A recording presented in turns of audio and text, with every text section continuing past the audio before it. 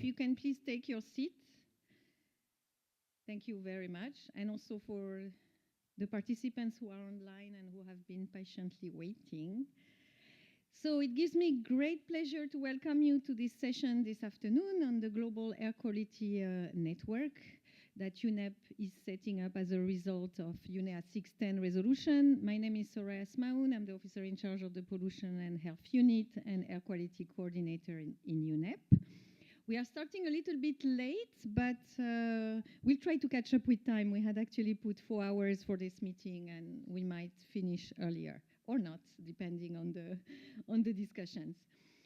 So we'll start with opening remarks, and I would like to call Mrs. Jacqueline Alvarez, the Chief of the Chemicals and Health Branch in UNEP, in the Industry and Economy Division of UNEP, to welcome us all in this meeting. Thank you very much.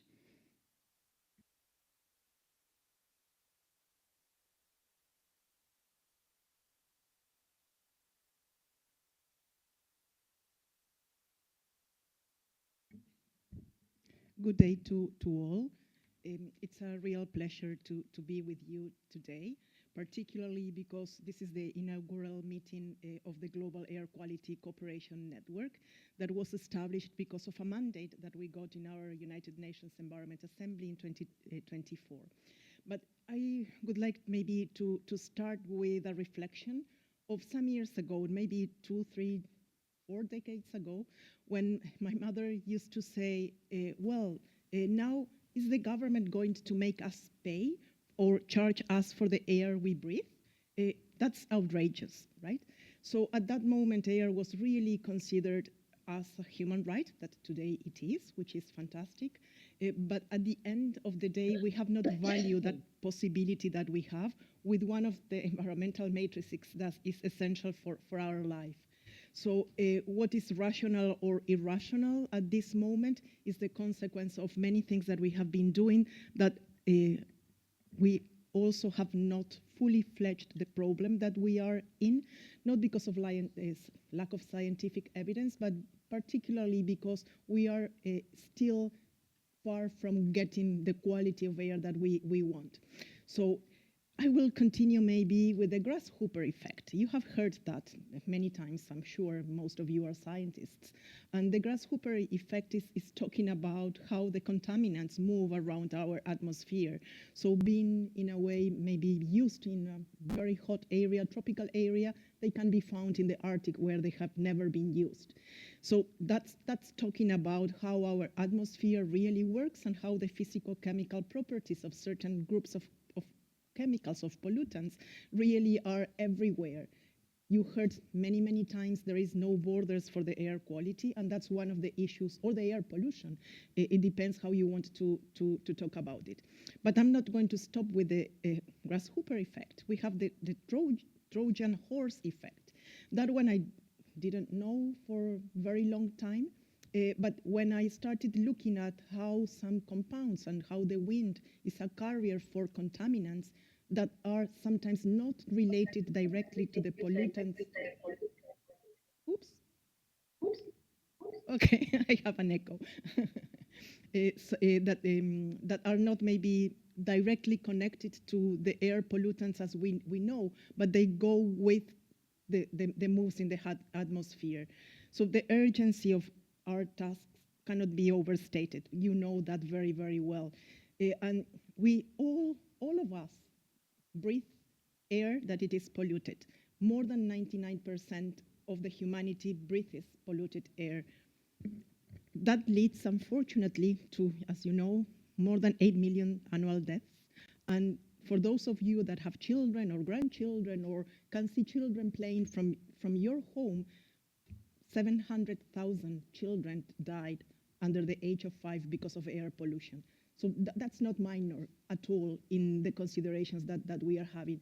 And I am sure that those numbers are maybe not reflecting the reality of today, but those are the official numbers that we have. But in any case, they are very, very scary. The economic toll and the cost of inactions of us not addressing 2.5 it's also something that we have to really think. And that goes into 8 trillion US dollars in only if we consider health damages. That's also a very, very big number. When we translate that into GDP, it talks about 6% of the GDP lost that could have been prevented. In reflections not long ago, we started also to put the different cause roots of loss of GDP. And when you start putting the percentages together, it doesn't match. You will always go over the 100% on the GDP that exists in the world. So what is the reflection there? That things are really interconnected. We can address some areas and aspects, and we can attribute numbers to have understanding of the magnitude of problems. But in reality, if we don't interconnect, we will not be able to solve the different situations that we are facing today. You have heard by previous speakers that this is not an environmental issue or a health issue alone. It's an issue of equity. It's an issue of economic stability. It's an issue of sustainable development. So if we are not addressing this in the manner that we should, we will be facing a lot of problems. So what are the solutions that we have around us? And that talks about that if the air we breathe knows no borders, well, neither can the solutions. The solutions can or should also come from the work that we do collectively. One size does not fit all. That's also very clear and for sure that it is, but there are commonalities in the work that we do. There are commonalities in the solutions, and that can bring, for example, regulatory frameworks that are appropriate to address the topic. It goes into how the different sectors influence in a different manner our ecosystem services, how they affect our health, but also how they can affect the social well-being of the people that are part of that sector. For example, the waste one, and that's a very sensitive aspect and arena because it's related in many, many cases to poverty, and it's related to deaths that are premature, and it is also related to our capacity to find solutions. So that's the good news in here. So in 2024, as I was mentioning, our United Nations Environment Assembly, or the United Nations Environment Assembly, passed a resolution that outlines a global path for addressing air quality. And it established a new global network that represents a real opportunity to strengthen our response to this global crisis and building the collective momentum that we need to have to catalyze the efforts. The International Day of Clean Air for Blue Skies, the CCAC Clean Air Flagship, the regional air networks, the different frameworks and platforms that we have are and should be considered as part of this big cooperation path that we need to address jointly.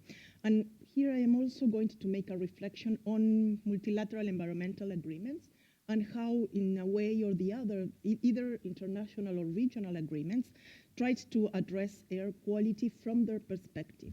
For example, the persistent organic pollutants. You have a big group, the dioxins and furans, that are part of that, but sometimes when we are discussing in this forum, we are not addressing them. So the fragmentation of this agenda is huge, but the solutions might not be so different from each other. Some of the things are very, very similar, including, for example, emissions from mercury, which is another international convention that we have. We are at this moment at a critical juncture. We know most of the solutions. We know technologies. We know paths for establishing and putting forward regulatory frameworks that are strong, that are solid, that are robust. But we also know and recognize very strongly all the voluntary different spaces that exist in the world and that have helped understand the situation we are in and is putting forward solutions. But in any case, the challenge is still there.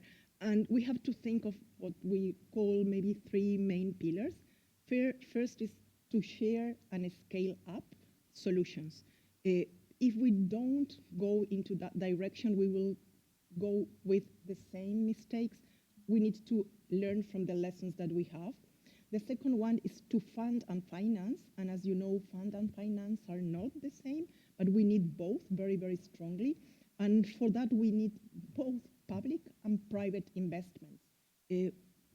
Public investments usually unlock private solutions and the other way around. So we need to work closely together with that sector and understand how the sector works. The other big pillar here is to build the capacities, the technical aspects, but also the institutional strengthening and the political capacities to make decisions that are really sound decisions for effective implementation of those solutions that are around us. Sometimes maybe not cost effective at this moment, but we can find ways to accelerate the progress that will lead us to a cleaner air in a cost-effective manner. That is something we know, and you know as well. The issue in front of us is how we can do that better, and this type of conversations are usually the way to go. So let me be very, very clear here. The intention of the network that it's being launched is not to overlap, is not to duplicate or replace existing initiatives. On the contrary, is to really amplify the message, add value to the excellent work that many of you are already in this room undertaking, and other colleagues from all over the world as well.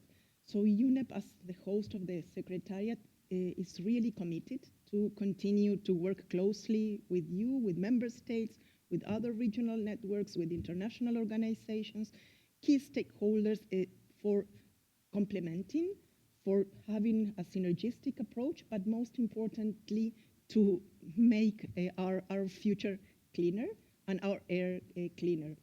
The last but not least, the success of the network is not with one agency or with one group, it's with everyone. So today's meeting really aims to align the network members around a shared vision, identified the needs, the opportunities, build the momentum, strengthened, and of course the usual word that you hear everywhere, the engagement and commitments towards a long-term ambition and sustainability in this area. This network will only be as strong as its members are. So let's all of us be strong, and collectively we will be stronger. I'd really like to express UNEP's gratitude to the World Health Organization for providing the space and opportunity to hold this meeting and this event here in the second Global Conference on Air Pollution and Health. And I wish you all very successful discussions, not only today, but the days to come. Thank you.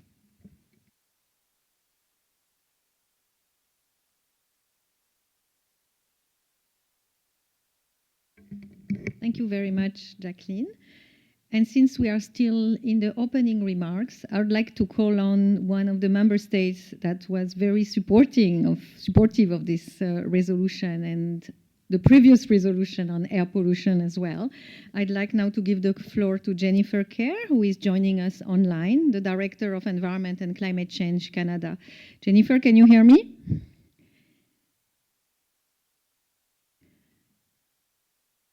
You need Sorry, yes, I can. I had to unmute myself. Can you all hear me? We can hear you very well. Please go ahead. Okay, excellent. Thanks.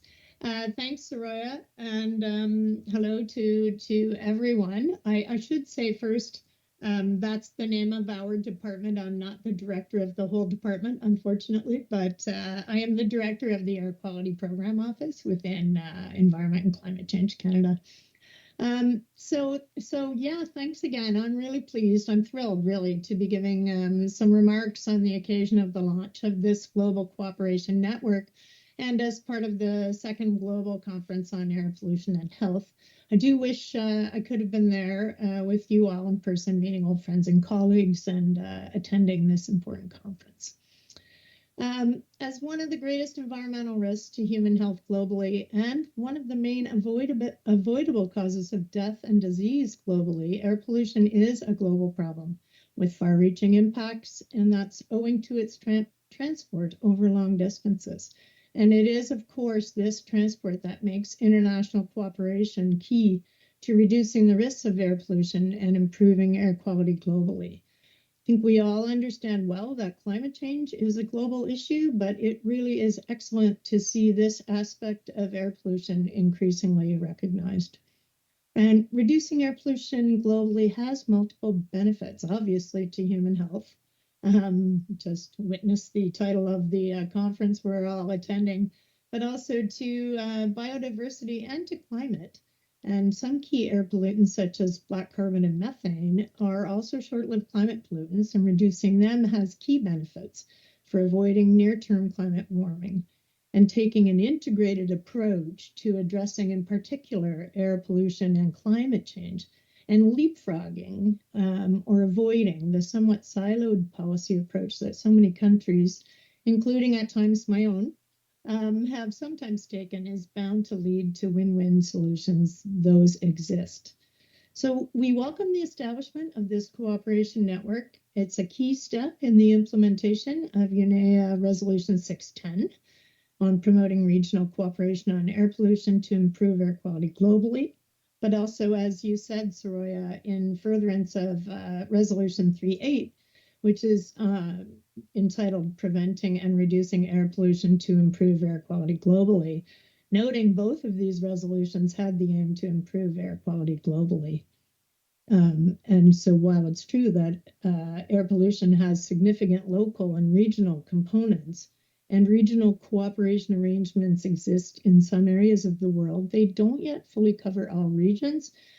And there is no real mechanism for these regional arrangements to talk to one another. We believe there are gains to be had by a level of global cooperation, and our hope is that this network will provide that mechanism for talking to one another and support the creation of regional arrangements where there are none as of yet.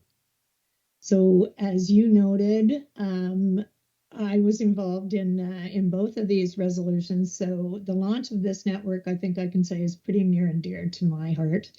Addressing transboundary air pollution is a key aspect of Canada's approach to addressing air pollution. But yeah, shameless plug here. Canada was the lead proponent for Resolution 38, and that called for a platform for information sharing and cooperation. And we were the first co-sponsor of Resolution 610, which was led by the US, and which called for an enhanced info sharing platform and for the establishment of this network. So both of these resolutions tasked you at UNEP with a fair number of not so easy tasks, and we applaud your efforts to date. In addition, following the adoption of 3.8, we saw, just mentioning another multilateral agreement, the Air Convention, we call it, but its formal name is the Convention on Long-Range Transboundary Air Pollution, that is under the UN Economic Commission for Europe. We saw the Air Convention establish a forum for international cooperation on air pollution in line with the cooperation aspects of 3.8. And following the adoption of 610, we have seen the Climate and Clean Air Coalition's Clean Air Flagship launch the Air Quality Management Exchange, or AQMX, putting in place that enhanced platform that the resolution called for scientific and technical information sharing, under which information can be shared between regional cooperation bodies, member states, and relevant stakeholders and organizations. So we're very gratified now to see this network also come to fruition. And we expect and hope it will build on existing efforts to address air pollution and provide a collaborative space for cooperation in support of further reducing pollutants harmful to human health and the environment, and to attain these multiple benefits. I was planning to list the tasks the network will undertake, but I do see that you have that included in your concept notes with lovely graphics. That's much better than me just listing them. So I think my time is likely up, but in closing, I just want to reiterate, we all know air pollution is transported far beyond our specific country borders, and what each of us does can affect other countries significantly. This was the reasoning behind Resolution 3.8, and it is also what is behind the desire to enhance regional cooperation, create it where it doesn't exist, to have regionally focused bodies talk to one another, to think about air quality management plans that span more than one region, and about global and regional goals. And all of these are components of Resolution 610. Again, we welcome the launch of this network. Truly, none of us can do it alone. Thank you for inviting me to make remarks on this rather auspicious occasion.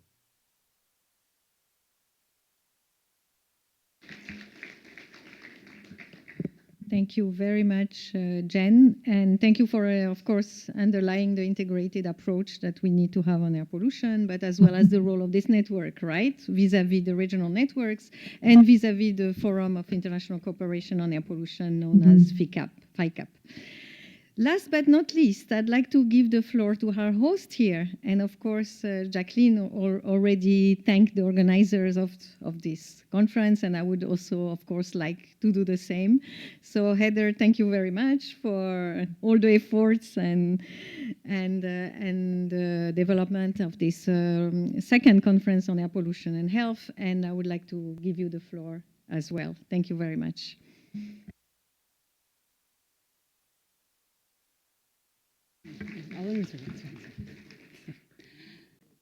Bienvenidos. I do not speak a lot of Spanish, but welcome and thank you all for having me here. I am very honored, and this is very exciting to have this network meeting happening here.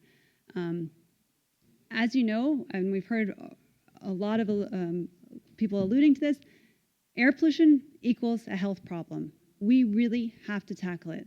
We hear about the deaths, but actually it's much more. People are living with this disease each and every day. It's impacting them, impacting their lives, impacting the way they can contribute to society, going to school, etc. So it's really an important issue for the health sector. But the health sector alone cannot do it. It is truly a collective problem for collective action. And so this network is the first step to really take this forward. And it's very honored by the WHO to have this first meeting here, because it's a key signature, the key sign that we can work with the environment sector, other sectors, and the health sectors here to really help and really participate and contribute to these activities.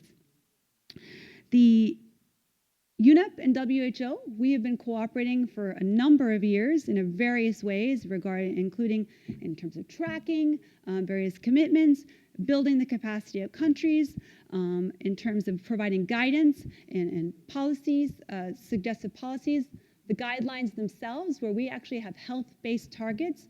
We are all working together across agencies to achieve those.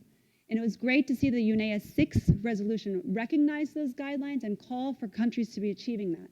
So we have that one goal there. And we have this now, the updated roadmap at the World Health Assembly was adopted by our executive board, which also calls for the health sector to truly fully engage. And we put a target, and that target is to achieve 50% reduction in health impacts by 2040. It's the same target for this conference. So this is really a key moment that we can really work together as a network, as a collective group of people, agencies, environment sectors, health sector, energy sector, all of us, we're working together to really achieve this target and really set us on a path forward. Indeed, this will improve health, it'll improve our climate, it'll improve economics, gender, a variety of aspects are going to be improved by us really working together to achieve this. And the ambition is high, and it's not something we can do alone. So this is really having this group of people here around this tables and discuss and setting this network up is a true step forward in taking this agenda really further forward. So I really, we as the health sector itself, with this roadmap, is an important aspect of what we can contribute from the health sector to this network. We are aiming to really drive and elevate the role of the health sector. We want to build their capacity. We want health professionals talking and engaging in these discussions, not just the clinicians in talking to patients. We did the clinicians and health professionals, public health professionals, talking in the policy discussions, talking in the community, because we need to be speaking to a variety of these audiences. And the first step is to have a network like this so that we can share our messages. We as the health sector can provide you with the knowledge. We can provide the environment sector with the tools and resources to really understand the policies that they're putting in place and let them choose and understand what is the best way to protect health and really achieve the clean air all that we want. So I am very, very grateful again for having this network meeting here. You can count on WHO to be very engaged. You can count on the health sector to support the environment sector to really push this forward. And we, as WHO, will be working to really make sure that we have the health community behind you in all the efforts to clean up this air, because we all need to be working together to achieve this 50% by 2040 for the health of the planet and the health of the people. So thank you.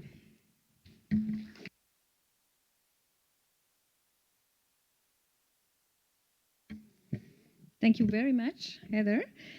And without further ado, maybe it's time to introduce to you what is this network, right? And then we'll have two other sessions, one on challenges and needs, and another one on the regional air quality cooperation arrangements that already exist, the lessons and opportunities for this network to build upon.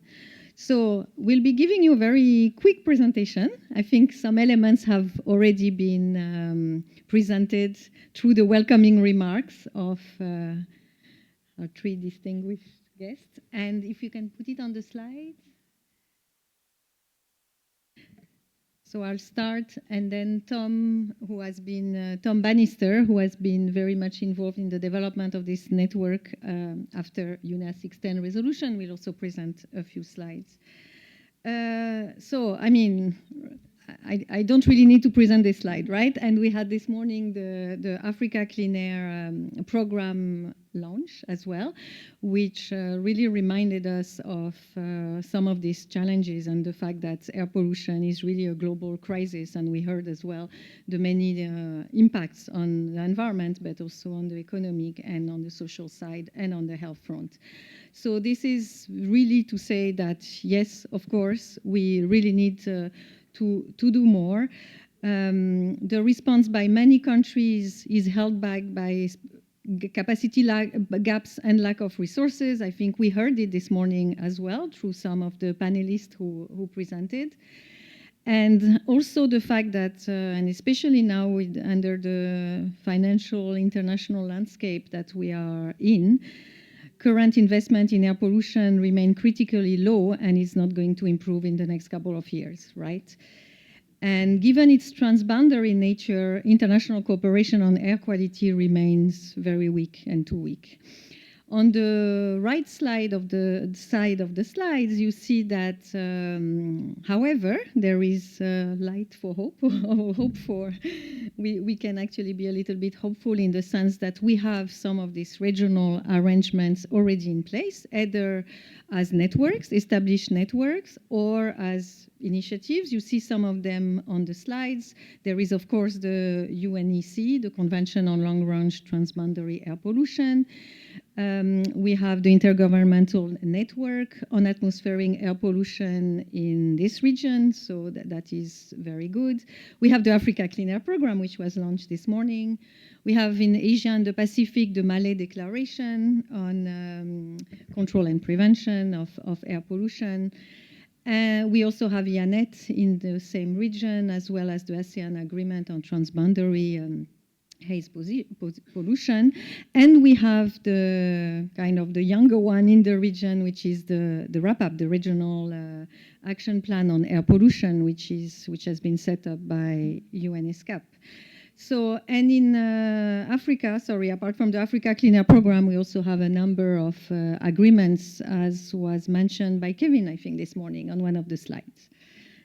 Next, please.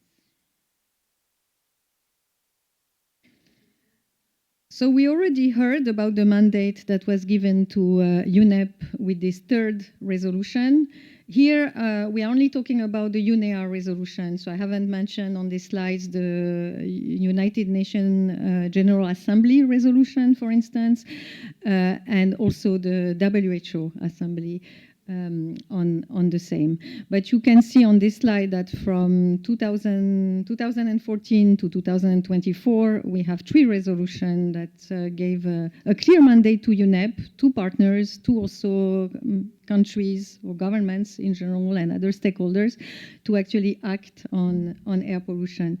The latest one, and you have, of course, now a little bit of more details on this slide about what it's requested UNEP to do. So really form and facilitate this global network on air quality, and also provide this updated global online platform for information sharing and communication. And I think that's now known as AQMX, and we'll have more information about AQMX in a minute.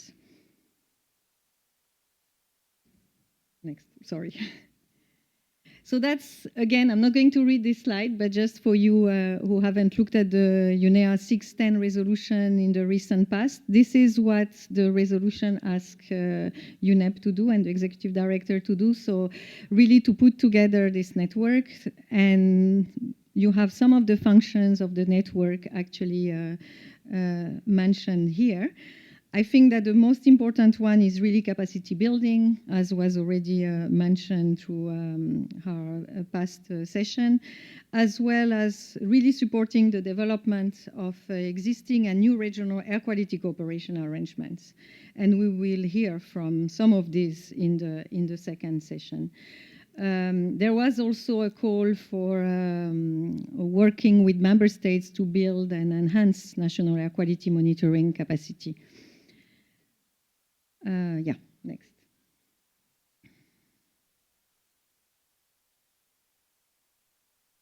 So in terms of objectives and guiding principle, I think, as Jacqueline mentioned, we don't want to create another beast, if I may say so.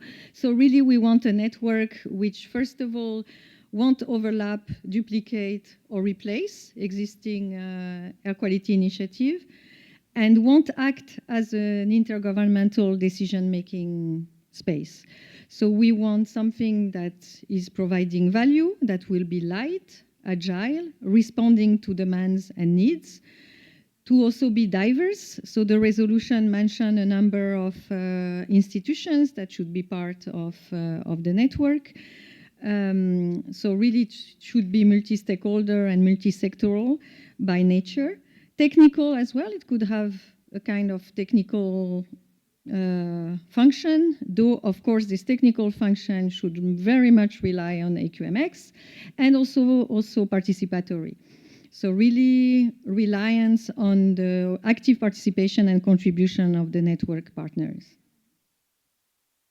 Next, please. And I think that's yours.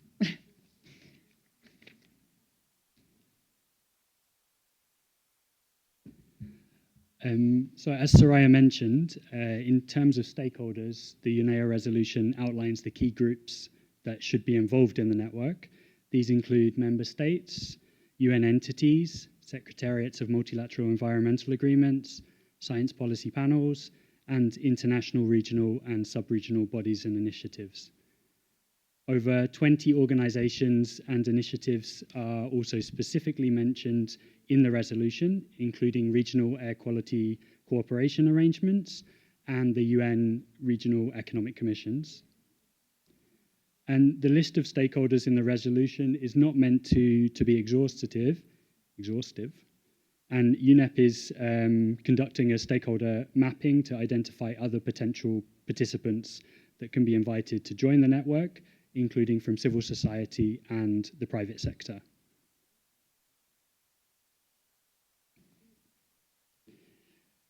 In December last year, we launched a formal expressions of interest process to member states, and we received responses from 70 member states, each nominating 1 or 2 focal points. You can see the regional breakdown on the slide. So we had strong responses from Africa, Europe, and Latin America, but fewer responses from the Asia-Pacific region. And we've also invited all the organizations and initiatives that are specifically mentioned in the resolution. And for other stakeholder groups, we've only conducted some targeted outreach so far, but we'll do more later this year. And of course, new participants in the network will be accepted on a rolling basis. So we hope that participation will go beyond what I've just described. And certainly one goal this year will be to increase participation from the Asia-Pacific region.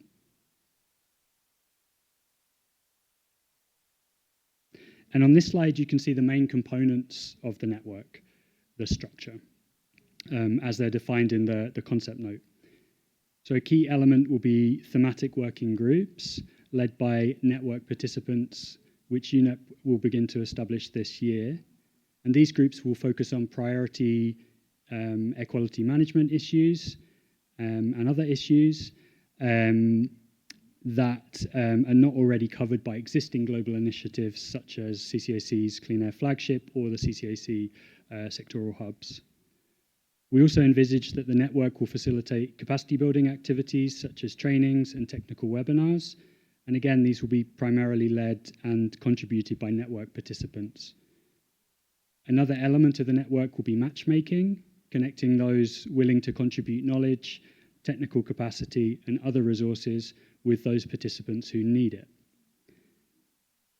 And the AQMX platform that Martina will share updates on shortly will serve as a central knowledge repository for the network.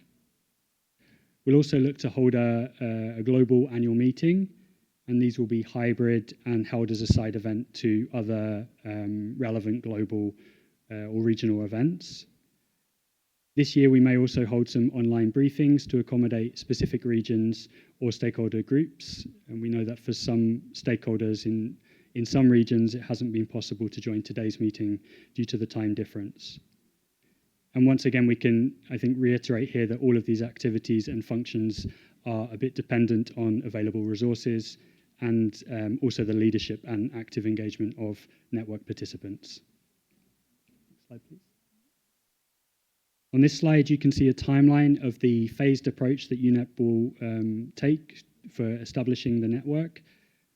And I'll highlight the stakeholder mapping and needs assessment that we are conducting to ensure that the network meets stakeholder needs, adds value, and avoids duplication.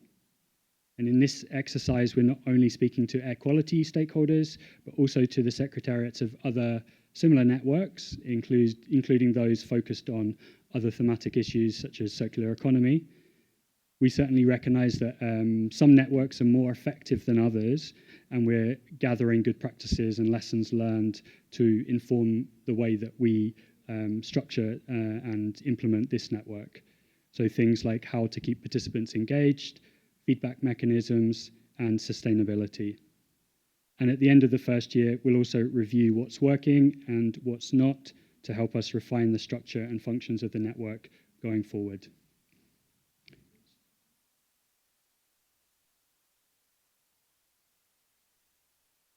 That's the second last slide.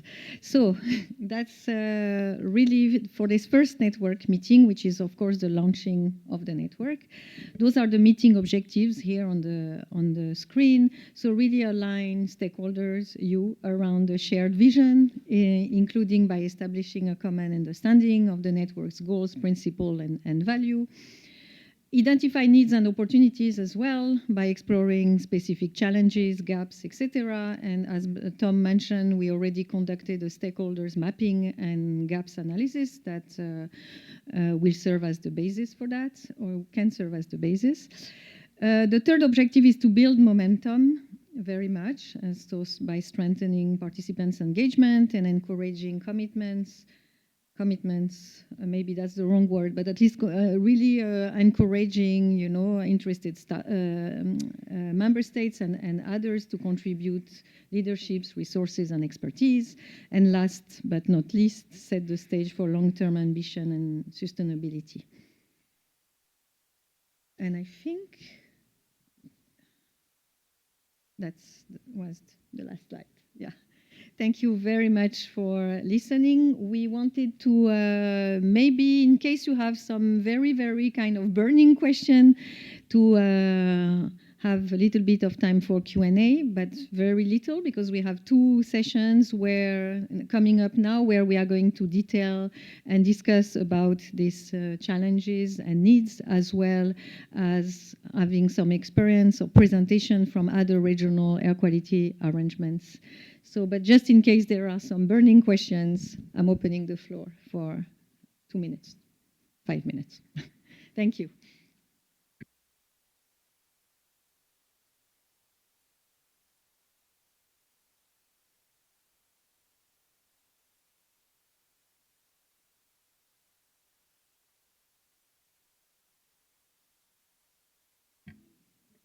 So everything was super clear. That's great.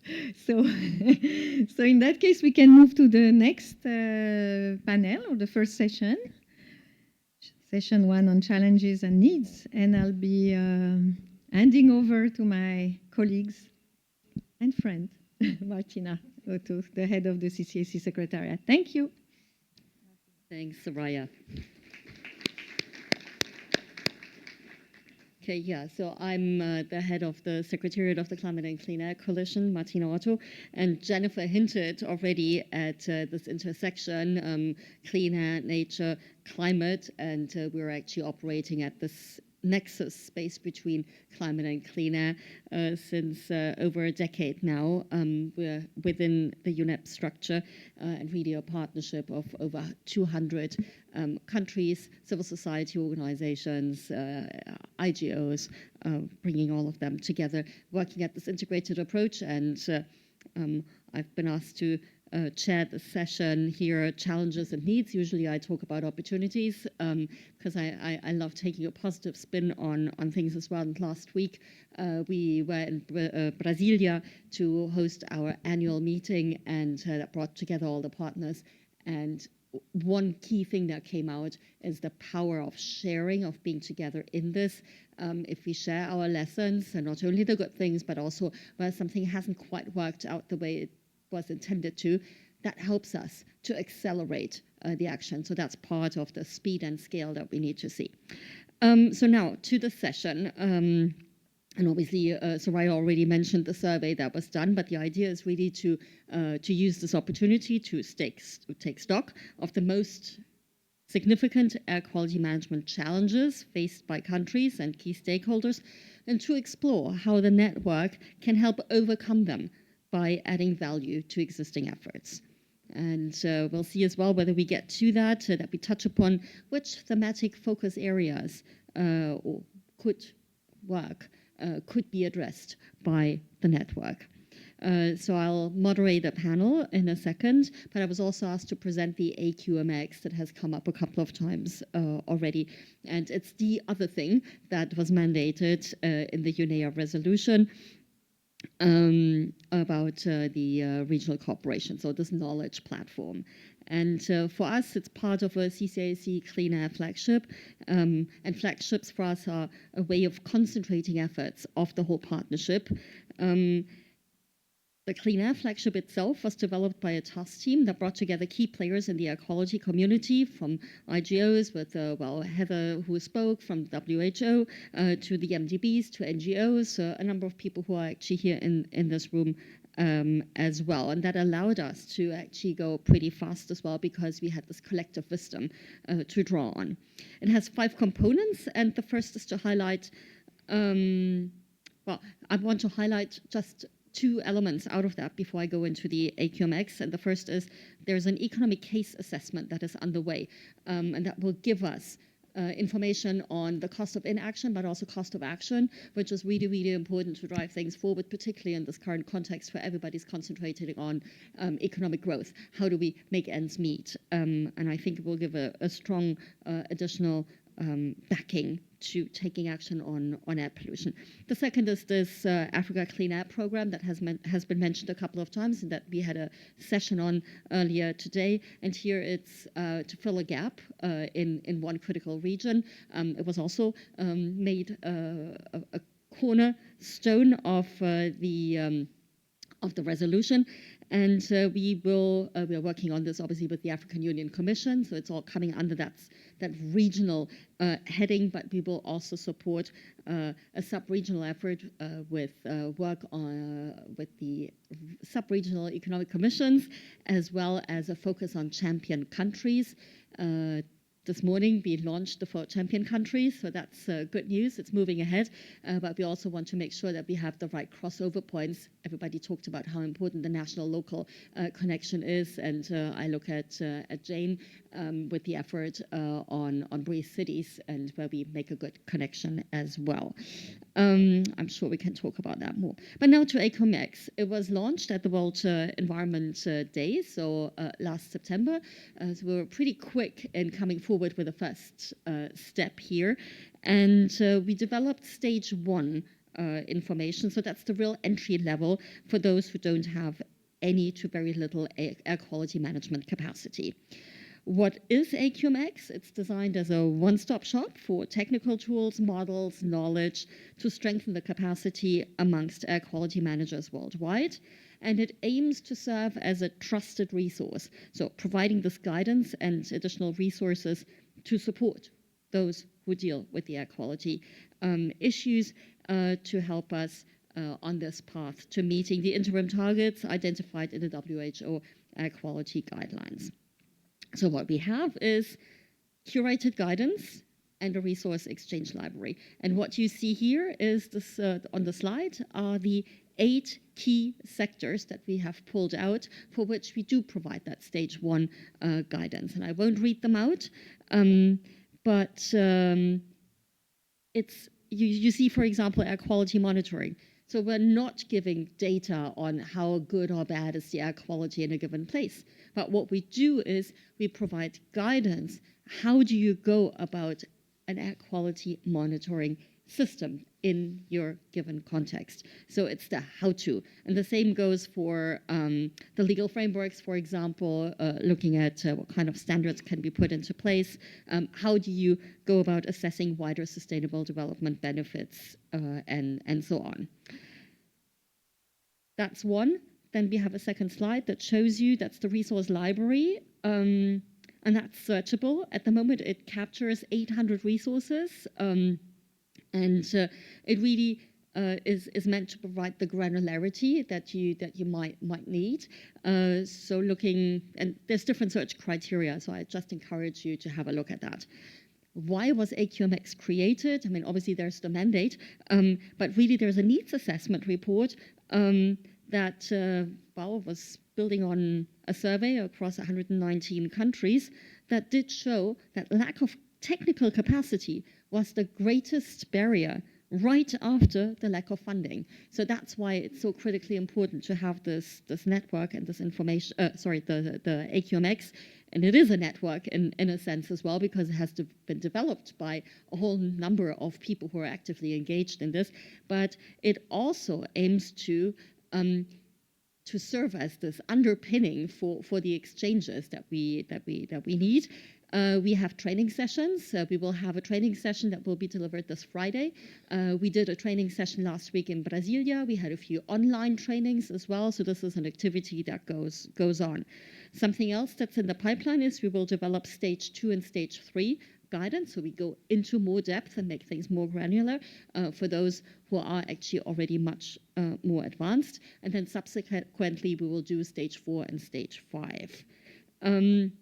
We will add information on sectors, sector guidance. And that sort of, if for example, in the transport sector, if you have Euro 3 standards for fuel and vehicles, then it's clear that sector is part of the problem. And then the question is, how do you, as an air quality manager, can interact? How do you engage with your colleagues in the transport ministry to actually help step things up? So that's the idea behind that. So some of the key things, quick fixes where we know that they need to be addressed, but also how do you actually interact with the other colleagues that in whose jurisdiction this will be. And the last bit that we will add is regional chapters, because the regional context matters so much, and that's what we're intending to do, and obviously not to duplicate anything that's ongoing either, but we really offer it as something in collaboration with others, but also to fill a gap where it is. I would quickly want to ask the team to stand up, who has been behind the air quality management exchange platform, so that you know who you could talk to. Just Juliette, Gary, don't be shy. Sandra, I don't know whether she's in the room. Amanda. So really, a big thanks to what you've done. And again, it was a whole task team behind that. But if you have any questions, go and talk to them.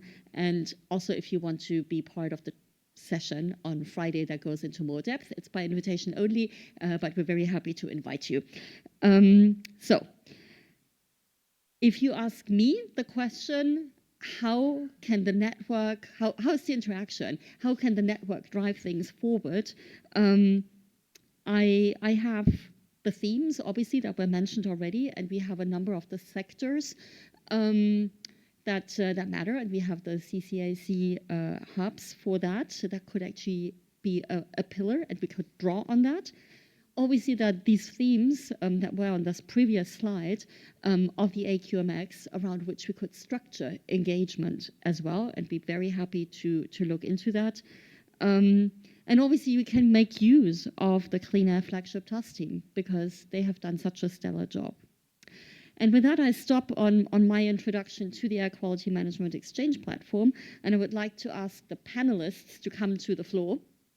While they're coming to the floor, I start introducing them. And we have Cristian Tolvet Caro.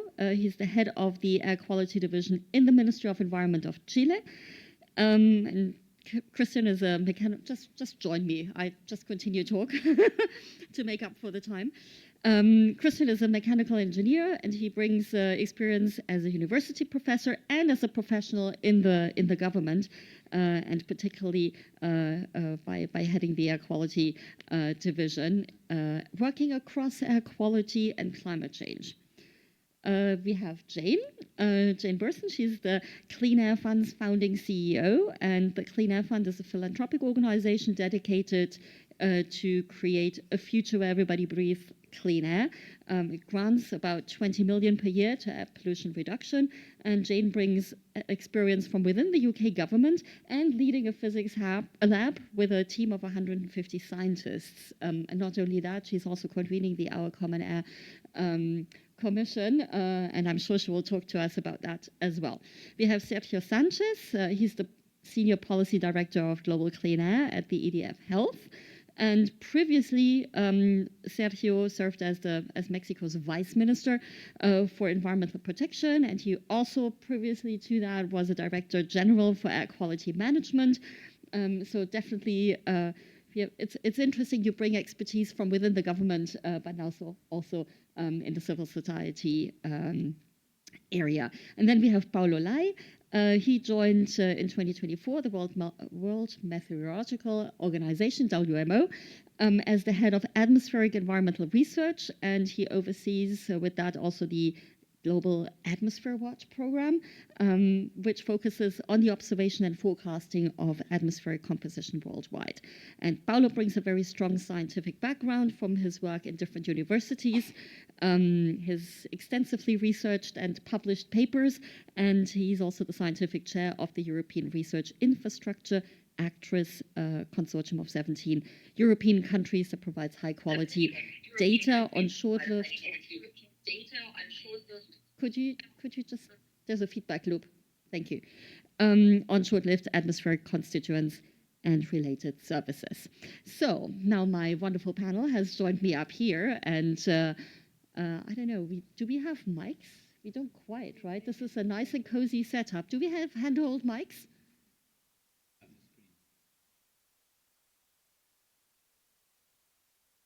Aha. Okay, here we go. Okay, well, let me start then from here until the mics come. My first question goes to Cristian Tolvet. Chile has quite a track record, and the Latin American region also has a regional air quality program. From that background, how can stronger cooperation, including between the local, the national, the regional, and the global levels, help Chile address its air quality challenges? And I will always ask a first question about your background, and then I come back with a second, how it connects back to the network. Please. Thank you so much, Martina, and thank you everyone for being here and for inviting me. First of all, I want to say Chile was one of the sponsors of the UNEA 610 resolution. We wanted to have this cooperation network because Chile is, of course, facing a lot of air quality issues. We have problems in the south part of Chile with wood burning and PM2.5, high concentrations of PM2.5. In the northern part of Chile, we have a lot of industries related to mining industries, electric generation and others. And of course, in Santiago, we have a multitude of different problems, the transport sector, residential sector, industries. And of course, having a network in place is important for us because we understand that regional cooperation and local cooperation is very important. On that regard, I want to thank Luisa Hernandez and Jordi Pon, who have been managing brilliantly, I will say, the regional intergovernmental network for Latin America and the Caribbean. I thank you so much for your efforts, guys. You're doing great, so continue with this effort. And I think that this regional network that we have here in Latin America is helping us to understand how this cooperation can help us. One of the examples that I have locally in Chile is going to be one of the programs that is one of the main programs that we have to face energy poverty. Energy poverty, understanding as the problems that families and households face when they are not able to reach thermal comfort and therefore they need to burn fuels that are polluting the air. And that is the wood stove exchange program. That wood stove exchange program in Chile started as a local solution that one of the teams for the Ministry of Environment implemented in a city called Temuco. If they were working in insulation, this program will not be able to scale. But as we were making a transfer of knowledge and doing capacity building together with them and the whole national team, now this program is a national-wide program that has served over 80,000 households in the whole of the country. Something like this is what we should expect with the network.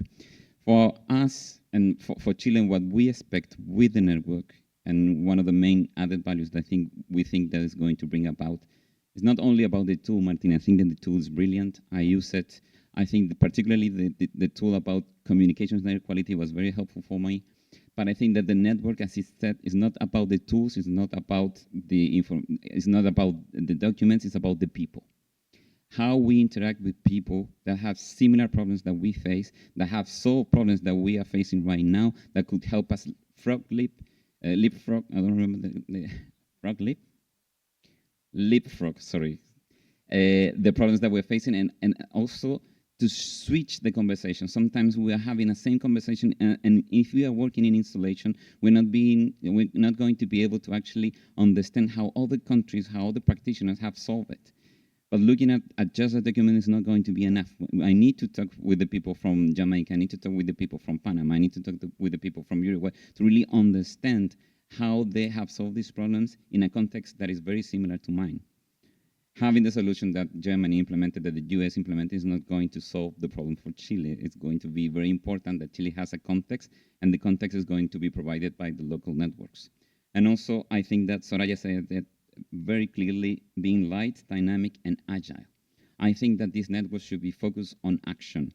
How are we going to solve the problems in the next term, in the next quarter, or how we're going to advance in solutions that are going to bring impact in the near future. And that's also something that I think is important, relevance and impact.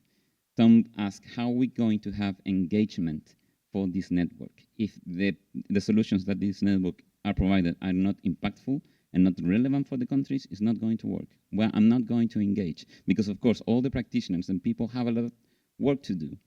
I was having an issue right now, and I had to tell my team to wait for a moment because every one of us is having a lot of work and a workload that is not non-stopping. So we really need to have a network that is going to be, of course, fast-pacing, but also need to be relevant and give us the opportunities to have an impact on the things that we are doing right now. That's for the initial words. No, fantastic. Thank you so much. And obviously, Chile has done so many things. I mean, on the transport side, I mean, with your bus program, on the brick side. So there's a lot to draw from. And what you said, and I'd be curious to, and maybe the other point that I wanted to highlight, you're absolutely right. It's about the people. It's something that came out super strongly last week as well. And we heard it this morning again from people who haven't been at the meeting last week. So it really is something that comes through. It's we all make a difference because we engage. We get out of our way to actually do something because we believe in it. We want to do it. And I think that's a very strong motivating factor. Now, how do you use quite a bit the example of the regional network and to make it relative for the local context. How do you think the global network adds value to this? Yeah, I think that the regional network, what they have done is that they have created this instance, this institution in which different practitioners from Latin America and the Caribbean can share some knowledges, can share some solutions, and we have some regional meetings that are very relevant to us because we can discuss what are the problems that we are facing. So the network, I think, that can do is to highlight and to help me to showcase my success cases, but also to call out for help for the challenges that I have. I noticed one of the things that the network needed to have, one of the components was going to be matchmaking. I think that is very relevant because I know that I have a problem, but also I know that someone else has a solution. How the network is going to help me is giving me a platform to showcase both of this. For example, you said in transport, I think Chile is doing great in transport. We have Euro 6 for both light and heavy-duty vehicles. We have electromobility in Santiago, and we're expanding electromobility for transit in other intermediate and small cities. We have low sulfur content in diesel, but we have a lot of problems with wood burning. We have a lot of problems with mining industry. How the countries in contexts that are similar to mine, but in other parts of the world are going to help me, I have no platform today to actually reach out to them, and I have no one that is going to help me to make that connection. I think that's what one of the greatest value of the network is going to give me, that platform of connecting with other people. Okay, fantastic. Thank you so much. Maybe let's see whether we can come back to certain things, but let me turn to Jane first. CAF has issued the Global State of Air Quality Finance, and the picture isn't all that fantastic. Just to say it in a nutshell. You also, and I mentioned that you convened the Our Common Air Commission, and there was a report that came out that called for investing in clean air and changing the paradigm to see actually air quality as an asset. Now, from those different efforts and your vantage point in providing finance, can you tell us the headlines? What is the current state of the air quality funding gap, and how do we close it? Sure, thank you. I got 20 minutes, right? Yes, the state of air quality finance at the moment is getting better very, very gradually, but from a very low base. So the last report that we did, because the data takes 2 years to come out, was on data up until 2022. And we actually have seen there's been more of an interest from development agencies and banks since then. But for the data up until that point, only 1% of international development aid is being spent on air quality, and only 3% of international climate finance. Teeny tiny amount of philanthropic funds, fraction of a percent. So yeah, the trend is upwards, but we need to accelerate it quite a bit. And obviously the headwinds now are very strong with this huge decrease in overseas development assistance in general. And we've seen some air quality programs impacted already. So I find that quite shocking, given the huge benefits, as many people have said, not just for health, but for climate change and economic development and productivity as well. And I think that we need to make that case much more strongly in order to increase the amount of finance that's dedicated to these projects that are win-wins. The second thing that I've found really surprising is that even within all of that, you might anticipate that the largest amount of that funding is dedicated to the stuff that's very clearly climate and health beneficial, like superpollutants. And that is not the case. A teeny fraction of that money is black carbon, tropospheric ozone, undetectable in the amount of funding that's given. And yeah, that surprises me, just because for the amount of climate finance that's out there, you would think that some of that would at least be trying to, at the same time, tackle air pollution. But yeah, it's a huge missed opportunity for governments and donors to look at that. And then the third thing that I think needs to be addressed, and I find shocking too, is how little is spent in some regions. So the region that we're sitting in right now, Latin America and the Caribbean, gets only 1% of this tiny amount of funding that's available. Africa, only 5%. So as the funding pie hopefully increases, we need to make sure that it's directed and distributed to the right places, not just places that are highly polluted right now, but places additionally that are seeing a huge amount of urban development and will be, well, maybe some of them are actually already high population and high pollution centres, but definitely will be in the future. Thanks, Jane. Maybe before I ask the question about how the network can help, to dig a little more into the question, and you said it's the other half of warming, but it's not the other half of finance, for sure. How do we tell the story to those who actually should put up some of the finance in a way that they come to the table? And I had a second. Well, maybe I'll leave you to that first. Well, I'm conflicted. There's two answers, I think. One, I've seen the giant success of the work and huge push on methane, and singling out one super pollutant and directing people towards it has really catalyzed a huge amount of action and pledges and investment. And so part of me wants to say we could pick off pollutant by pollutant like that. We've seen it work. Billions has gone in that direction, and there are very concrete action plans now that are being implemented. Another part of me says I don't think we have time, and I'm not sure that there's the attention span and capacity for us to do it pollutant by pollutant. I actually think that talking about all super pollutants as a basket and letting countries decide which ones are most relevant for them is an effective measure. So it's kind of, I don't know is the answer. There's two clearly different options there, and I'm not sure which the best one is that might work. One thing that I am convinced about is that we need to much more strongly make the economic case for all of this action on air pollution, on individual super pollutants, because it's incredibly strong. There's all of the cost savings that you get from not having to pay the health costs of the damages because of air pollution. There's also massive productivity benefits for businesses of people who aren't off work, they're sick or their kids are sick because of air pollution. And then there's specific sectoral impacts. I was in a session this morning on tropospheric ozone, and I don't know how well known it is how much that can affect agricultural yields, but it's up to 26%.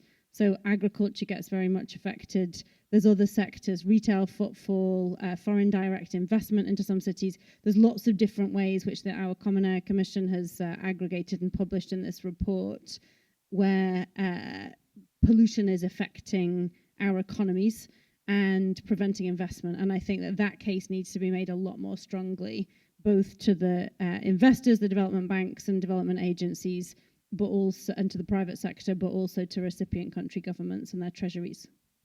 Fantastic. And maybe now to take us to what concrete steps do you think can the network take to help unlock finance? So a couple of things. I think one, the points about kind of making sure that air quality is a factor in all sectoral projects. And I think that's one of the huge benefits of the AQMX platform as well. Something that we have heard a lot from development banks and development agencies is that often the recipient country governments care about the health benefit and the donors care about the climate benefit. And then there's loads of pressure on the project officers who are trying to develop and push through these projects to do it quickly. And so they need the kind of guidance that AQMX will provide, but also the networks that our colleague from Chile was mentioning, so that they can find out what exactly is the thing that I need to implement to make this go faster. And I think, secondly, support for using the existing multilateral systems to make their action plans. And the NDCs is the one that's most salient at the moment. So I would encourage anybody in the room who's submitting an NDC in the coming months to incorporate air quality and super pollutants specifically. Thanks very much, Jane. Indeed, we talk about the NDCs as being the investment plans, so we have to make sure that that is written into that as well. So let me turn to Sergio now. And from your vantage point as a vice minister and now in the civil society context, how can collaboration between different stakeholders, including governments, IGOs, and the private sector, be strengthened through the global network? And then maybe as well from your experience, what are the most critical policy gaps that we need to address in air pollution globally. Thank you, Martina. Let me begin with a personal reflection. Yes. I grew up in Mexico City at the time that it was considered one of the most polluted cities around the world. And I remember very well the brownish sky, my eyes and throat burning, and the smoky stacks and tailpipes. And those early experiences really shaped my understanding and my perception about air pollution, not just as something in abstract, but something that was affecting the lives of people and weakening health and affecting the possibilities for development. So fortunately, Mexico City made progress. In the early 90s, we put together, I was part of a young team of professionals working together with international development institutions and international experts. And we put together a comprehensive plan against air pollution that fortunately was implemented, and it resulted in major achievements, major reductions in air pollution. But that was not for granted, no? That was the result not just of a will.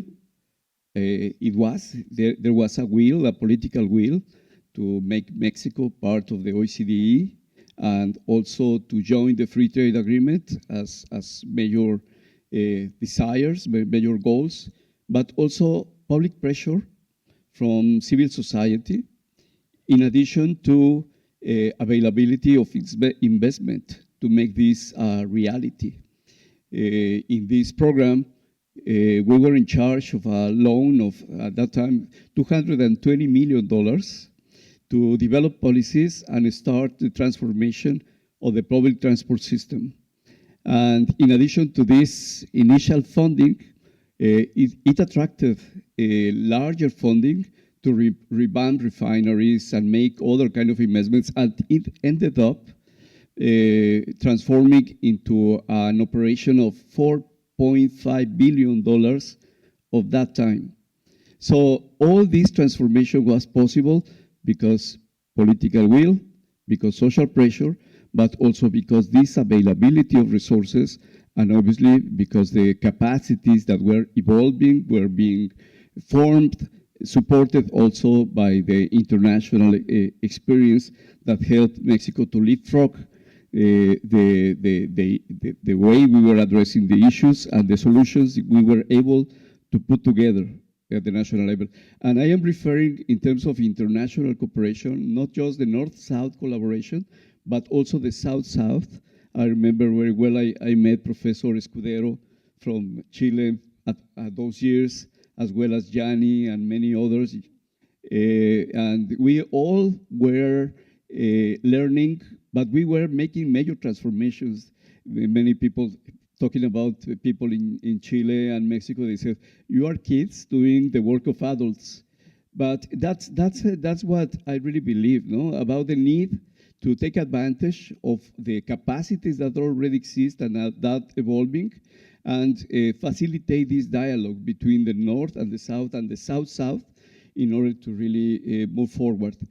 So in terms of collaboration, if we are to build a truly effective global cooperation network on air pollution, and I have been part of some, just between brackets, perhaps some of people in the audience remember that I was the leader of the so-called Clean Air Initiative for the Latin American and the Caribbean that was created by the World Bank.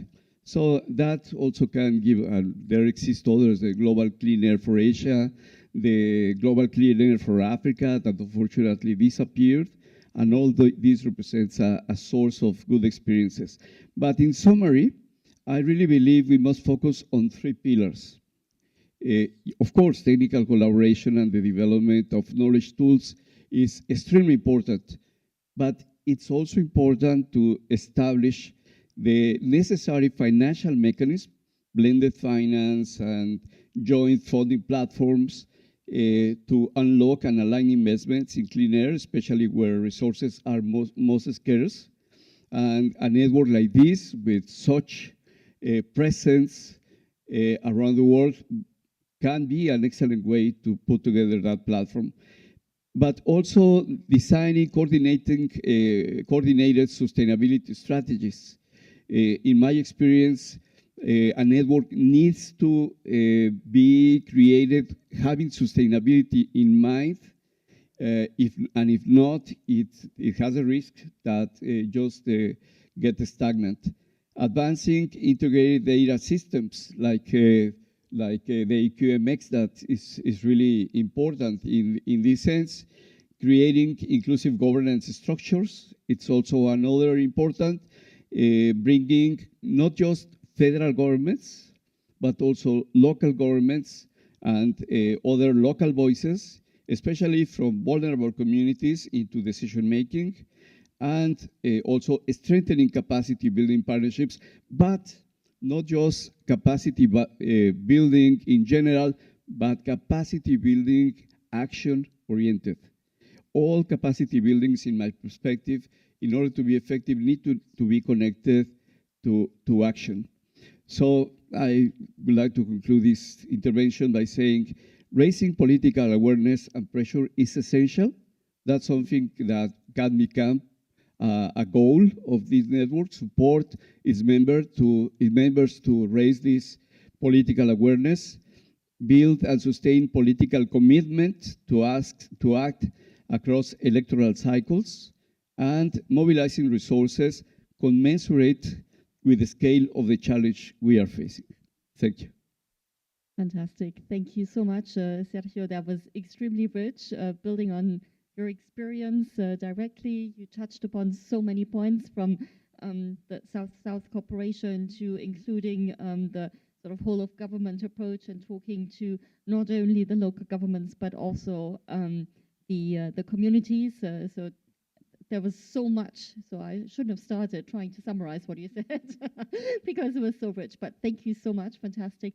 And also thank you for your, the story behind it, your personal commitment. And it just comes right back to why are we doing what we're doing, what drives us. So thank you for that. And I hold the thought. I want to ask, if we have time, all our panelists, what makes them tick, basically? Why taking it forward? So thank you. Let me turn now to Paulo Lai. And the UNEA 610 resolution includes a strong focus on air quality monitoring. What are the WMO and other partners doing to support countries to establish air quality monitoring systems already? And yeah, maybe I stop with that first question. Yes, thank you. So yes, first I'd like to start answering the question by recognizing that air quality is something that happens at the local level. And I work for an agency which is the World Meteorological Organization. It's the UN Agency for Meteorology, Climate and Water. So why air quality? I lead the global atmosphere watch program, and our stakeholders at WMO are the Met services, meteorological and hydrometeorological services. So there is a minority of these Met services in charge of air quality. So what do we do in the coalition? I think what we do generally is to simplify, to transpose the research to operation that were so successful for meteorology for the air quality. This is what basically we can bring. So I would say that the things that we do is first of all to start with harmonization, technical solution, training. I'll take an example of, we've been talking about black carbon. So black carbon is one of the super pollutants. I'm not sure about the terminology, but one of the super pollutants. How do you measure black carbon? You have plenty of instruments. Which one is the one measuring black carbon? We know that it's not easy. And this is where the WMO can, and especially the GO program, which sits in the innovation department, science and innovation department of the agency, can bring a community of experts from the atmospheric and climate research to work on this harmonization, to work on the technical solution. So we can bring this kind of knowledge to the community here. We can bring knowledge on local sensors as well, low cost for whom, where can you apply them, where can't you use them because they are not suited for what you're expecting them to do. This is the kind of things we do. We do the observation network. So we have a global observation network with the associated data. So we make sure that information from the globe are available to everyone who needs that. We are connected to AMX with this kind of information. This is fundamental. Sharing the information, sharing the data is fundamental. And we are working with the countries also to, and the universities to develop this observing network. I think by encouraging resource mobilization and partnership. Partnership is fundamental there. And then what we do is, as I was mentioning, to apply these tools that were so successful for meteorology, the forecasting capacity.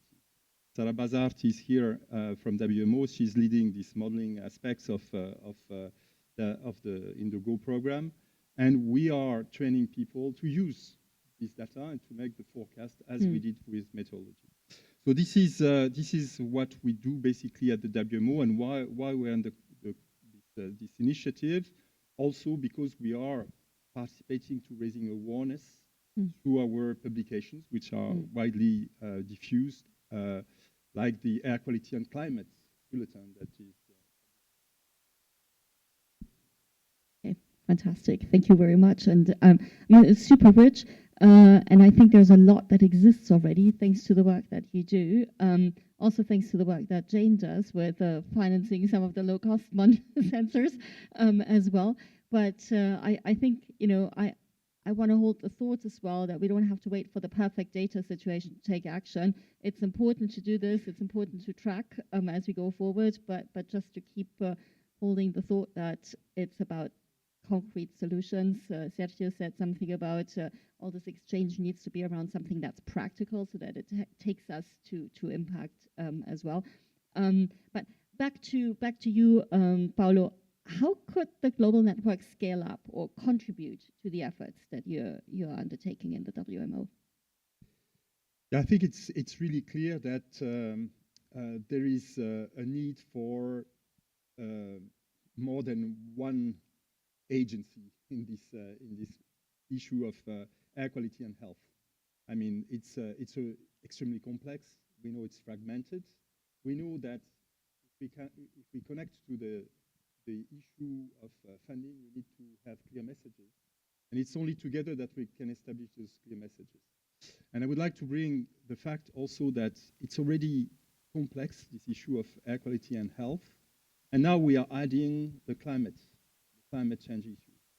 And it's even more complex because what was, I would say, a local or regional issue of air quality, that something you can control. The authorities were regional. You could control. You can make your own choices. Now it's becoming a global issue with climate. Sand and dust storm, the forest fires, they are impacting at a large scale.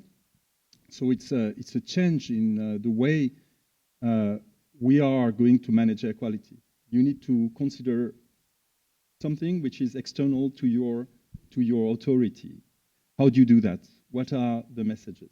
And back to the message to fundraising. With that, with this complexity, what is our common message? And I think what we have to do is to elaborate a common message. Again, it's not going to be one single phrase because it's too complex. But if we come up with 800 recommendations, it's not going to work either. So I think this is what this initiative could bring, really to try to help people to understand this, in a simple way, this complexity. That's not easy, but this is what we have to do. And then to make sure that we have messages that are not contradicting each other. That's a first step. And then back to AMX, and we've seen that the local authorities are very keen on having a tool like that to make sure that we have the capacity to maintain the tool in the long term, because that's not easy if we want the tool to be usable and used. Thank you for that. I see a lot of nodding. And it is about the capacity to use, to do the analysis with it and so on. And it is the maintenance. You're right. It's not a once-off. Catapult it in, and that's it. I'm very off time, and we were supposed to have an open discussion as well, basically until 10 minutes ago. But we started, I mean, this is not our fault, right? We started 25 minutes late, so I think we can still try a little bit. And I want to come back to all of you with my last question. Is there anybody here from the floor or maybe online who has a point? And I think, yes, I see nodding. Can we maybe bring that up? And I think I had understood that maybe we have Thomas Heinrichs, the Deputy Head of Unit of Clean Air and Urban Policy at the European Commission, who is with us as well and wanted to come in. Yes, good afternoon. Yes, good. I am with you. Thank you. So, yeah, sorry for not being there in person. And let me start off by thanking you for setting up this meeting and setting up the network. And well, we are pleased to take the floor for a short intervention about the most recent policy developments that we've had in the EU, but also then to highlight some of the challenges and needs and opportunities, as you said, Martina, to take forward to learn from each other. Maybe just for a bit of context that you might be aware of how the EU clean air policy logic works. Broadly speaking, we have three pillars. The first one is that we have equality standards for 12 air pollutants in our Ambient Air Quality Directive, and we've just recently made them more ambitious, and we've removed them, for example, for PM2.5 down from 25 micrograms per cubic meter to 10 micrograms per cubic meters by the year of 2030. I'm not going to go through all of the pollutants, but all of the other ones have similar jumps and ambitions. So we are clearly keen to improve our air quality further than we've done in the last decades. The second is we reduce air pollution emissions with emission reduction commitments by member states, 5 air pollutants. And here the news that I wanted to share with you is that we are currently reviewing this to see if this NEC directive, which you might have heard of, is actually effective, efficient, coherent, and relevant, and what value it has added. So by the end of the year, we would hope to have an assessment ready of whether this works or whether it doesn't, and how well it works. The third thing, of course, is that we have emission standards for key sources of pollution that are contributing emissions in the transport sector, energy sector, industry sector. You mentioned the Euro standards before. And the challenge here is to make sure that the reductions in emissions from the so-called diffuse sources, especially in agricultural sector and domestic heating, are also covered. And that's maybe where we are lagging a little bit. So what is it that we hope to get out of the network and the kind of exchanges that we can have in this setting? There are 4 elements I'd like to highlight. The first one is to ensure, and here I'm linking to what Paolo said, that we use common and up-to-date assessment methods. So assessments of air quality typically lie on monitoring, increasingly on modeling. Monitoring is well standardized. Modeling is something that is still developing and evolving, and we have a lot to learn from each other. And it's increasingly complemented also by sensors and hyperlocal information on the one side, but maybe interesting enough also by remote sensing and satellite data on the other side. And the methods for these are still constantly evolving, and I think it's important that we exchange on these so that we use the same kind of evidence base in informing our knowledge about air quality, but also the measures we take. The second element I'd like to stress, and here I link to what Jane said, is that we are still in need of improving the understanding of the implications of setting and enforcing air quality standards. So those rely on a broad range of factors, on the one hand, we've got scientific evidence and know the impacts that air pollution has. And on the other side, we are trying to find out what constitutes good or good enough air quality. Is this achievable? And most importantly, and this is where I link to Jane, what are the costs and benefits and what is needed in terms of funding and financing to get it done? The third element, and this is where AQMX comes in maybe more strongly, is we need to share experience in taking measures to improve air quality. And often, of course, we need to compare like with like. I think Christian mentioned this, that we can actually get an understanding for what works in our specific context, not just generally. So the very simple question is what works normally, what maybe works in my circumstance, and what has been tried and tested and does work. And maybe we should also exchange on what doesn't work, because that's the flip side of the same discussion. Here I see AQMX playing a role. And four, and this is the thing that I haven't heard mentioned before, is that I think there's something to learn from each other how we best communicate air quality and the health impacts air quality and air pollution have to citizens. We have established an air quality index. I think several countries have done so, but we are still, I think, struggling with translating air pollution levels into health impact or health advice. And at the flip side of that, there's a challenge to be had to translate the benefits of taking action and the sacrifices some of us have to take to improve air pollution. What does it actually, how does it pay off? What does it actually bring? And I think that communication is often at the key of getting buy-in, both to take measures to reduce exposure, but also to reduce air pollution. So in the last 5 years, we've made some progress on each of these elements above in the EU, but I guess also globally. But for all of them, we see very concrete challenges, needs, and opportunities to improve these. So we are keen to bring our experiences into the discussion for those of you that would find this useful and would be very keen to learn from your discussions, especially where they're transferable to our setting. So thank you very much for the opportunity to bring in those four elements, which I hope that the network can, in one way or the other, touch upon and maybe focus on in the discussions that ensue after this meeting. Thank you. Fantastic. Thank you so much. And Soraya told me there's a question that came in online, and Soraya is going to read it out. Thank you, Martina. Actually, I think most of the questions online were already responded to, apart from the last one, which I presume might be for you, Martina. How can we learn more about the economic assessment to show the costs of inaction that I think Martina mentioned was underway? And the other thing I wanted to mention, since I have the floor, is that maybe we can actually reduce the coffee break or not have a coffee break since the coffee is over there. But we'll see how we go with time. Thanks. Thank you. And yes, I mean, this is a study that is still underway. We're at the moment doing the modeling exercise, so this will take us into the summer, and then we'll start from there, reaching out to different community groups and see what we can build in terms of a narrative and what information we can put out. So that's a little bit of a longer exercise, but we want it to be thorough. It has to be thorough to be meaningful. I wish I had it. I keep saying it to the team. I wish I had it in my hands right now to be able to wave around with and say, this is why you have to invest in it. But there we go. In the interim, maybe as good as it gets is the OCA paper that makes the case for certain things already. So I think that's, if you are looking for something, look for that at the moment, Our Common Air, OCA, and watch the space for the economic assessment report.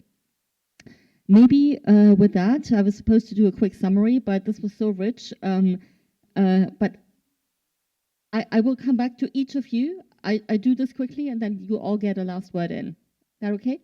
Cool. So I heard it starts all with political will. Absolutely critical. Without that, we can't move. It's about the people. It's our own investment that we bring to it, but it's also establishing a space of trust where people exchange, where we can exchange on not only what has worked, because that obviously everybody's super keen on sharing and we celebrate the success, but it's also, shoot, what hasn't happened and not what hasn't gone well, but also why. And it's those kinds of learnings that help us to accelerate and be faster, because it avoids us to do the same mistakes. We may make others, but it will avoid us to make the same mistakes. The South-South, so it's not only a North-South sort of thing, but it really is South-South. It's really across. There's a lot of learning that can happen.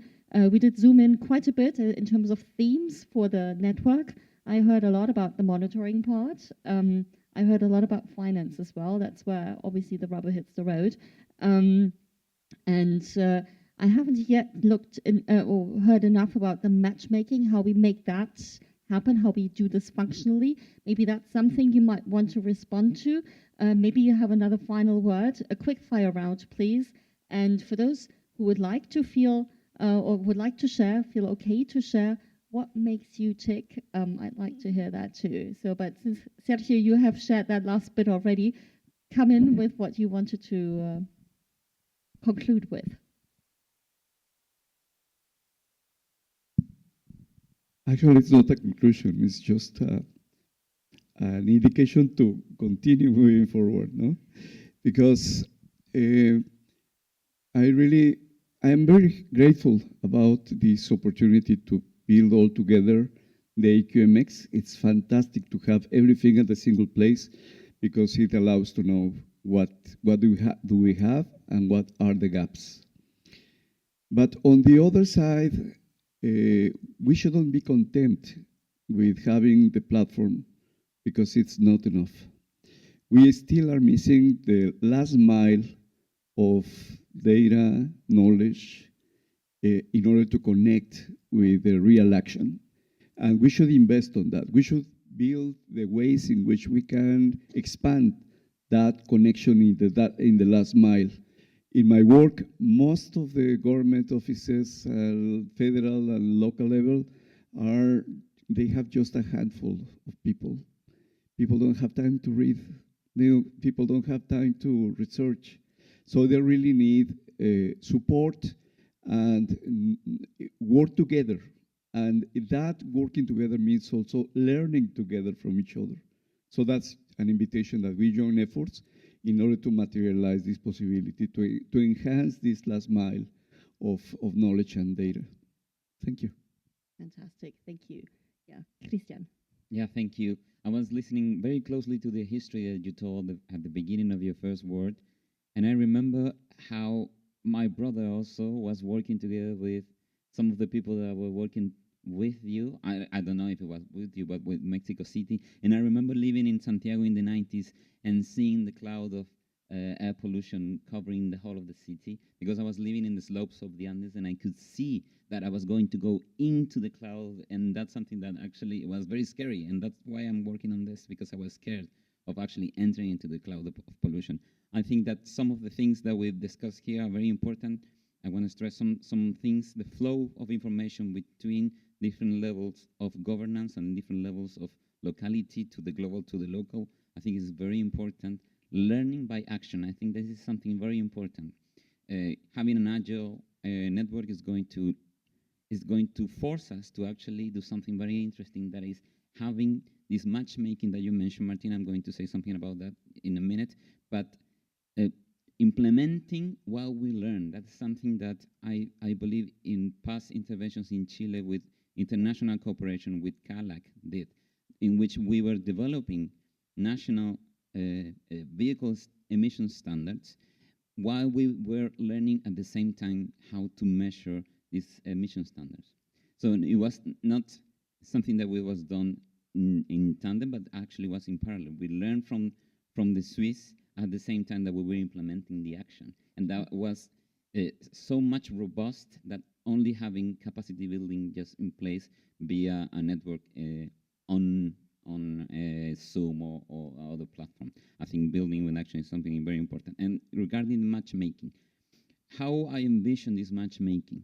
For example, we have the local network in Latin America and the Caribbean, and I think that they could be a focal point to understand how other regions and other local networks are bringing information towards, I don't know, a central hub in which they're saying, well, here in Africa, we're facing this kind of problems. Do you know any challenges such as this that happened before in Latin America and the Caribbean and that can be face in a similar way, and then we can do the learning by action in a matchmaking manner. For example, Chile working, for example, with Kenya or South Africa in a similar way, in which the network is going to allow us to use the platform to create this, to document the experience, and actually to have the funding in place to build together and learning together. I think that's the way that the matchmaking is going to work, because as Sergio said, we don't have all the time that we will require to actually make something that is going to be more comprehensive, but we need to be driven by action.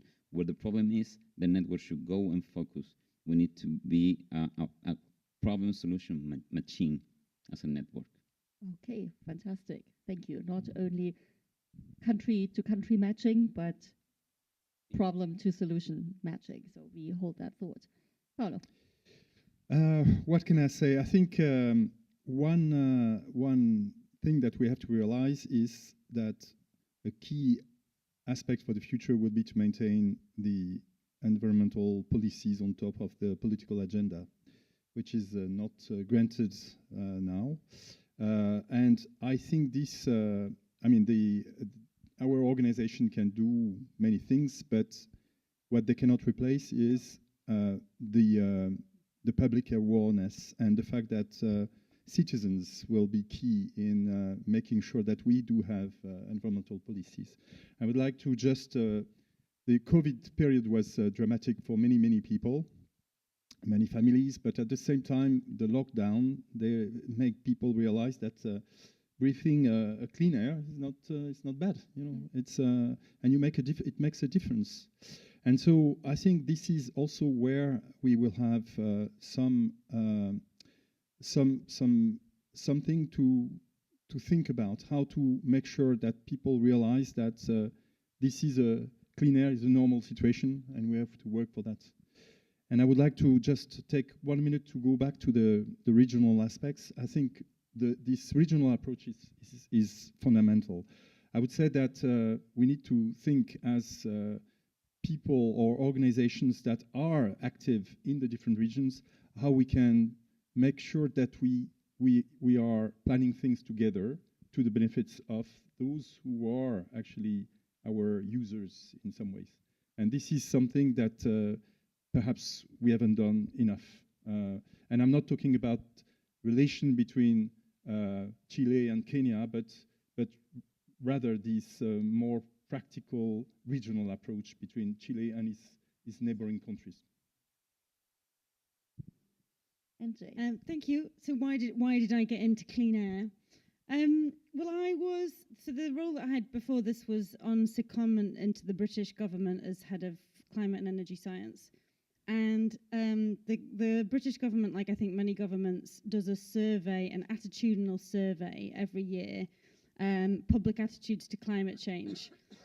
And so I was reading this, and it was saying we managed to decarbonize the power sector pretty well, but not transport and heating. They were going up despite efficiencies in vehicles and efficiencies in heating systems. And my department was responsible for the UK's inventory. And I was just thinking, you know, how are we going to get this stuff down? Like this for the survey responses, people will say, as is the same in many countries, they are somewhat or very concerned about climate change, and yet the inventory is showing that power has come down, but the things that individuals have responsibility over is going up. At the same time, I think that probably all of you have heard of Rosamund Kissy Deborah, whose little girl died of a very severe asthma attack brought on by air pollution near their home. That was coming out in the press. I was just thinking, you know, everybody is clamoring for solutions to air pollution, and at the same time is concerned about climate change, but it's really hard for them to think about it in their day-to-day decision-making. So could we not tie these two things together? Could we not promote the health benefits or the health harms of what we're doing here, and maybe bring the salience of these kinds of solutions that we need up a notch in people's minds? And from that thought, the Clean Air Fund was born. Fantastic. Thank you very much. I think with that, we have really exhausted the time, and I would like to give a hand to our fantastic panel. Thank you for having shared your insights and also helped us think through what next with the network. We won't have, we do the clapping in a second. We won't have a lunch break. Yeah, I didn't have lunch. So no coffee break. No, if I could ask everybody at your ease to get up and get a cup of coffee or tea, and we just continue with the next session, so we make up a little bit for the time. But thank you very much, and now time to clap.